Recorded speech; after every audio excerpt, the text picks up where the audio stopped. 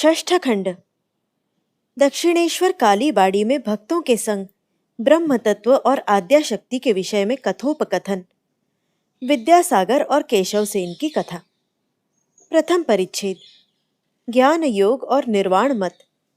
पंडित पद्मलोचन, ईश्वर चंद्र विद्यासागर। आषाढ़ की कृष्णा तृतीया तिथि 22 जुलाई 1883 ईस्वी सन। आज रविवार। भक्तगण श्री श्री रामकृष्ण देव के दर्शन करने के लिए फिर आए हैं। अन्य वारों को वे लोग प्रायः नहीं आ सकते, रविवार को उन्हें अवसर मिलता है। अधर, राखाल, मास्टर कलकत्ता से एक गाड़ी करके 1-2 बजे के समय कालीबाड़ी पहुंचे हैं। ठाकुर श्री रामकृष्ण ने आहार के बाद कुछ थोड़ा सा विश्राम किया है। कमरे में मणि मल्लिक आदि और भी कई एक जन भक्त बैठे हैं। रासमणि की कालीबाड़ी के बड़े प्रांगण के पूर्वांश में श्री श्री राधाकांत का मंदिर है और श्री श्री भवतारिणी का मंदिर है। पश्चिमांश में 12 शिव मंदिर है। शिव मंदिरों की पंक्ति के ठीक उत्तर में श्री रामकृष्ण देव का कमरा है। कमरे के पश्चिम में अर्धमंडलाकार बरामदा है। वहां खड़े होकर पश्चिमास्य होकर वे गंगा दर्शन करते हैं। गंगा के पुश्ते और बरामदे के मध्यवर्ती भूमि खंड में ठाकुरबाड़ी का पुष्पोद्यान है। यहाँ बहुत दूर तक फैला हुआ है। दक्षिण में बाग की सीमा तक, उत्तर में पंचवटी तक जहाँ पर ठाकुर श्री रामकृष्ण ने तपस्या की थी, और पूर्व में उद्यान के दोनों प्रवेश द्वारों तक। परमहंस देव के कमरे की बगल में 2 कृष्णचूड़ा के वृक्ष हैं। पास ही गंधराज, कोकिलाक्ष, श्वेत और रक्तकरवी है। कमरे के अंदर की दीवार पर देवताओं की छवियां हैं। उनमें पीटर जल में डूब रहे हैं और यीशु उनका हाथ पकड़कर उठा रहे हैं, वह छवि भी है। और एक बुद्ध देव की पत्थर की मूर्ति भी है। तख्तपोश के ऊपर ठाकुर उत्तरास्य बैठे हैं। भक्तगण फर्श पर, कोई चटाई पर, कोई आसन पर बैठे हैं। सभी महापुरुष की आनंद मूर्ति एक दृष्टि से देख रहे हैं। कमरे से अनति दूर पोस्ता के पश्चिम तट से लगकर पूत सलीला गंगा दक्षिण वाहिनी प्रवाहित हो रही है। वर्षा काल में उग्र स्रोता मानो सागर संगम तक पहुंचने के लिए उद्विग्न है। पथ में केवल एक बार महापुरुष के ध्यान मंदिर के दर्शन स्पर्शन करके चली जा रही है। श्रीयुक्त मणि मल्लिक पुराने ब्राह्म भक्त हैं। वयस 60-65 होगी। वे कुछ दिन पूर्व काशी धाम दर्शन करने गए थे। आज ठाकुर के दर्शन करने आए हैं और उन्हें काशी यात्रा का वृत्तांत सुना रहे हैं। मणि मल्लिक और एक साधु को देखा। उन्होंने कहा, इंद्रिय संयम बिना कुछ नहीं होगा, केवल ईश्वर ईश्वर करने से क्या होगा।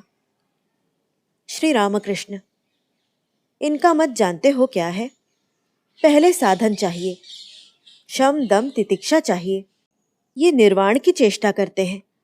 ये लोग वेदांतवादी हैं, केवल विचार करते हैं ब्रह्म सत्य, जगत मिथ्या। यहाँ बड़ा कठिन पथ है। जगत मिथ्या होने पर तो तुम भी मिथ्या हो। जो कहते हैं वे भी तो मिथ्या हैं। उनकी बातें भी स्वप्नवत हैं। यहाँ बहुत दूर की बात है। जानते हो कैसे है? जैसे कर्पूर जलाने के पश्चात कुछ नहीं बचता, लकड़ी जलाने के बाद तो फिर भी राख बचती है। अंतिम विचार के पश्चात समाधि होती है, तब मैं, तुम, जगत, इनकी खबर नहीं रहती। पद्मलोचन बड़े ज्ञानी थे, किंतु मैं माँ माँ करता था, तब भी मुझे बहुत मानते थे। पद्मलोचन वर्धमान के राजा के सभा पंडित थे। कलकत्ता में आए थे। आकर कामारहाटी के निकट एक बाग में थे। मेरी पंडित को देखने की इच्छा हुई।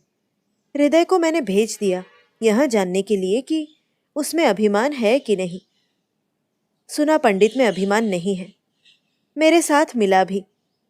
इतना ज्ञानी और पंडित, तब भी मेरे मुख से राम प्रसाद का गाना सुनकर क्रंदन। उनसे बातें करके मैंने ऐसा सुख कहीं नहीं पाया। मुझसे कहा, भक्त का संग करूंगा, यह कामना त्याग करो, नहीं तो तरह तरह के लोग तुम्हें पतित करेंगे। वैष्णव चरण के गुरु उत्सवानंद के संग लिखकर विचार किया था। मुझसे फिर कहा था, आप थोड़ा सा सुनिए। एक सभा में विचार हो रहा था, शिव बड़े हैं कि ब्रह्मा बड़े हैं। अंत में पंडितों ने पद्मलोचन से पूछा। पद्मलोचन ऐसे सरल थे कि वे बोले, मेरे 14 पुरुषों ने शिव भी नहीं देखे, ब्रह्मा भी नहीं देखे। कामिनी कांचन त्याग सुनकर मुझसे एक दिन बोले, उनका त्याग क्यों किया है?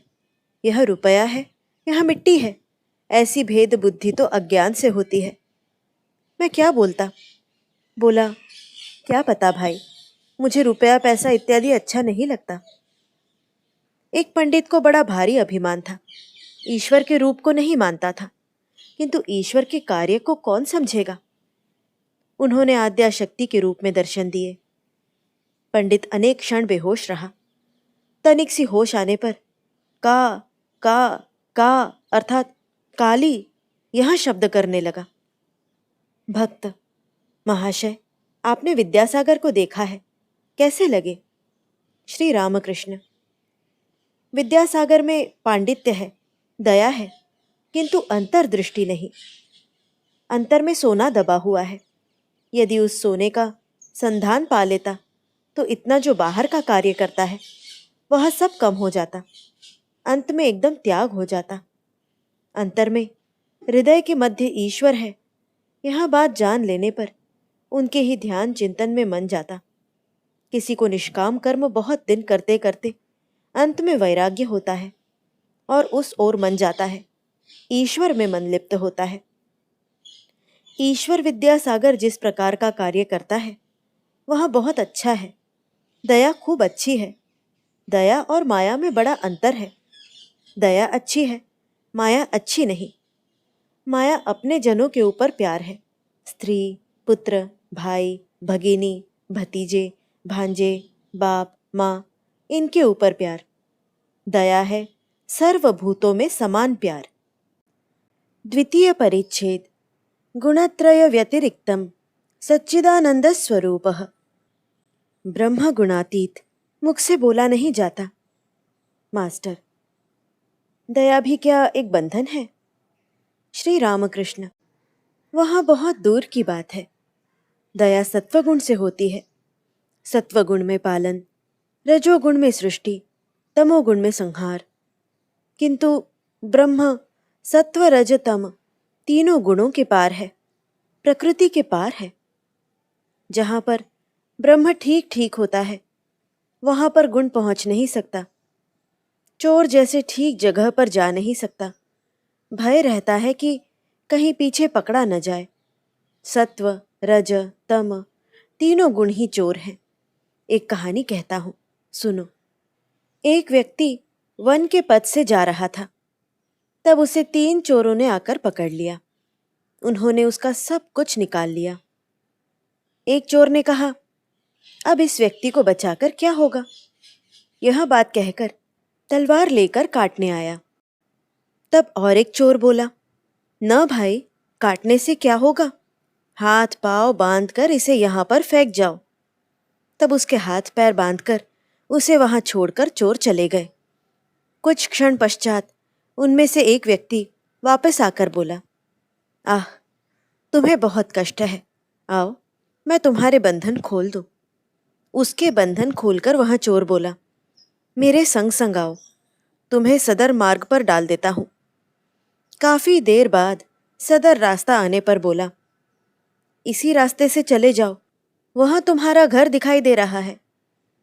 तब उस व्यक्ति ने चोर से कहा, महाशय, आपने मेरा बहुत उपकार किया है, अब आप भी आइए, मेरे घर तक चलिए।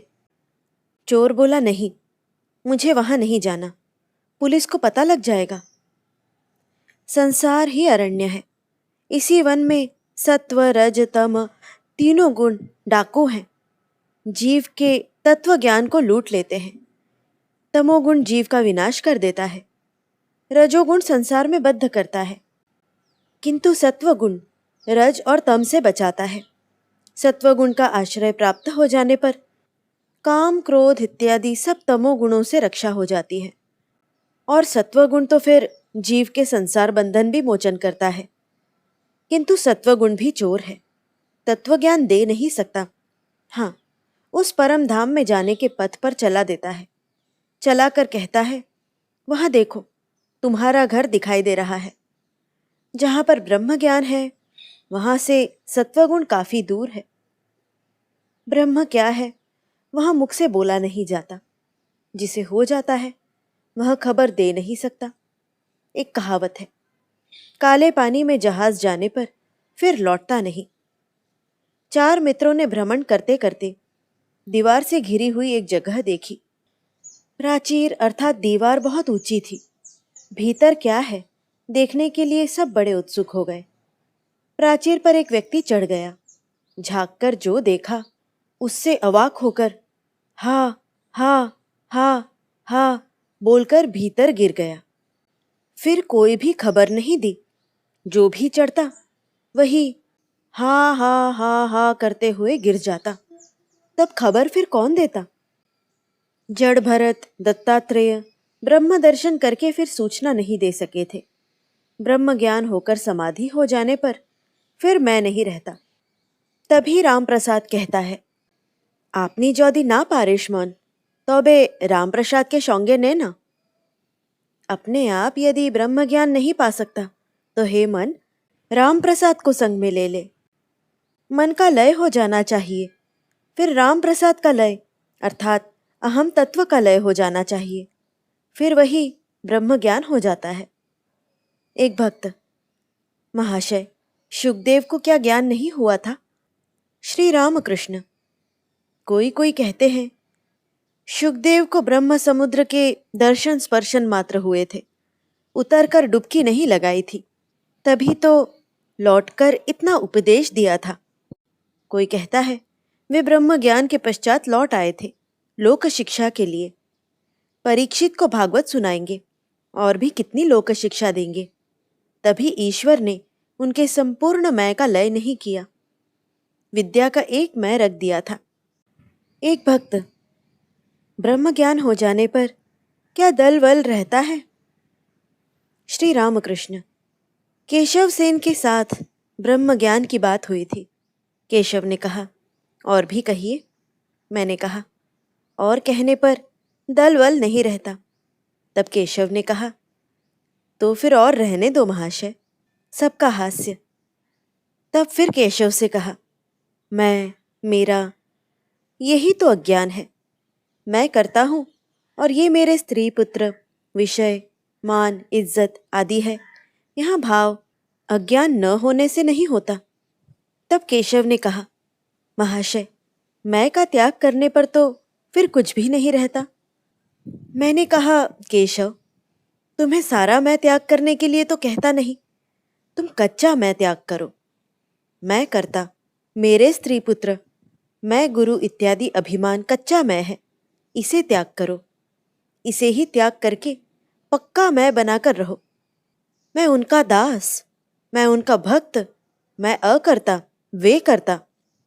एक भक्त, पक्का मैं क्या दल बना सकता है? श्री रामकृष्ण, केशव सेन को कहा था, मैं दलपति हूं, दल बनाया है, मैं लोक शिक्षा देता हूं। यह मैं कच्चा मैं है। मत प्रचार बड़ा कठिन है, ईश्वर की आज्ञा बिना नहीं होता, उनका आदेश चाहिए। जैसे शुकदेव ने भागवत की कथा सुनाने का आदेश पाया था। ईश्वर का साक्षात्कार करके यदि कोई आदेश पा लेता है, वहां यदि प्रचार करे, लोक शिक्षा दे, तो दोष नहीं है। उसका मैं कच्चा मैं नहीं है, पक्का मैं है। केशव से कहा था, कच्चा मैं त्याग करो, दास मैं, भक्त का मैं, इसमें कोई दोष नहीं है। तुम दल दल कर रहे हो, तुम्हारे दल से लोग टूट टूट कर जा रहे हैं। केशव ने कहा, महाशय, 3 वर्षों में इस दल से फिर दोबारा उसी दल में चले गए हैं।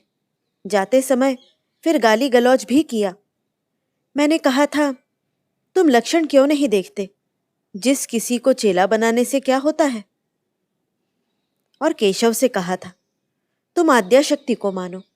ब्रह्म और शक्ति अभेद है। जो ब्रह्म है वे ही शक्ति है। जब तक देह बुद्धि है तब तक ही दो बोध होते हैं, कहने में ही दो हैं। केशव काली अर्थात शक्ति को मान गया था।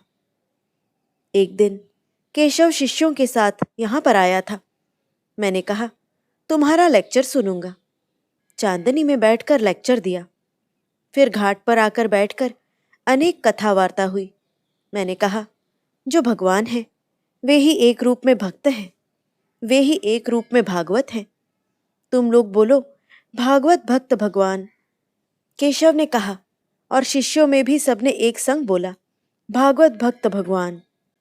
जब मैंने कहा, बोलो गुरु कृष्ण वैष्णव, तब केशव ने कहा, महाशय अब इतनी दूर नहीं, वैसा करने पर लोग कट्टर कहेंगे। त्रिगुणातीत होना बड़ा कठिन है, ईश्वर प्राप्ति बिना नहीं होता। जीव माया के राज्य में वास करता है। यही माया ईश्वर को जानने नहीं देती।